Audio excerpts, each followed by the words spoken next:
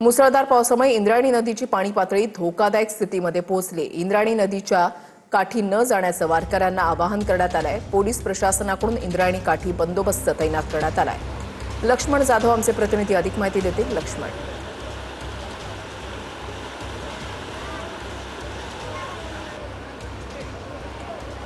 निश्चितच वृषाली जगद्गुरू संत तुकाराम महाराज पालखी प्रस्थान सोहळा आज देहूनगरीमध्ये संपन्न होतो। या निमित्तानं महाराष्ट्राच्या कानाकोपऱ्यातून हजारो वारकरी वैष्णवांचा मेळा आज देहूनगरीमध्ये दाखल झालेला आहे। मात्र काल झालेल्या अतिवृष्टीमुळे इंद्रायणी नदीने अगदी धोकादायक पातळी ओलांडण्याचं चित्र आपल्याला या ठिकाणी पाहायला मिळतं। आपण बघू शकतोय की अगदी संत तुकाराम महाराज संस्थानाचं हे जे मंदिर आहे त्या मंदिराच्या अगदी जवळपर्यंत हे पाणी गेलेलं आहे। काल तर अक्षरशः निसर्गाचं हे रौद्र रूप सर्वांनी अनुभवलेलं होतं। अनेक ठिकाणी हे खरं तर पाणी जे आहे ते देहू गावामध्ये घुसलेलं चित्र पाहायला मिळत होतं। मात्र सध्या सुद्धा आजही आपण बघू शकतो की इंद्रायणी नदीने अगदी धोकादायक पातळी ओलांडली आहे। त्यामुळे साहजिकच पोलीस प्रशासनाकडून वारकऱ्यांना इंद्रायणी नदी काठीनं येण्याचं आवाहन करण्यात येत आहे। त्याचबरोबर ती एनडीआरची टीम सुद्धा सध्या या इंद्रायणी नदीची काठी तैनात करण्यात आली आहे। कुठलाही अनुचित प्रकार घडू नये असं सातत्यानं पोलिसां प्रशासनाकडून याची दखल घेतली जाते। पोलीस प्रशासन सातत्यानं वारकऱ्यांना आवाहन करत आहे की आपण स्वतःची काळजी घ्यावं असं आवाहन पोलीस प्रशासनाकडून करण्यात येते। खरं तर हे भक्तिमय वातावरण आहे। या भक्तिमय वातावरणामध्ये आपण भक्तीचा आनंद खरं तर अनेक वारकरी दिंड्या ज्या येतात त्या दिंड्यांना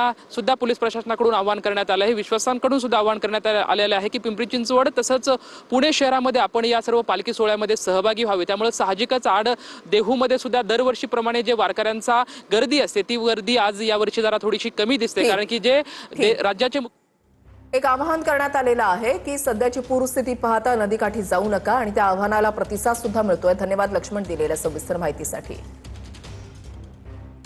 कोल्हापूरमधल्या नृसिंहवाडीमध्ये यंदाच्या मोसमातील पहिला दक्षिण द्वार सोहळा संपन्न झालाय। कोल्हापूर, सांगली आणि सातारा जिल्ह्यामध्ये गेल्या 2 दिवसांपासून झालेल्या दमदार पावसामुळे कृष्णा नदीला मोठा पूर आलाय। काल संध्याकाळी नदीचं पाणी दत्त मंदिर परिसरात पोहोचलं होतं। रात्रभर पाण्याची पातळी ही 5 फूट वाढल्यानं पहाटे 3:30 वाजता यंदाच्या मोसमातील पहिला दक्षिण द्वार सोहळा संपन्न झाला। त्यामुळे कोल्हापूर तसंच परिसरातील विविध भागातून भाविक नृसिंहवाडीमध्ये दाखल झाले आणि त्यामध्ये महिला भाविकांची स्नानासाठी मोठी गर्दी आहे।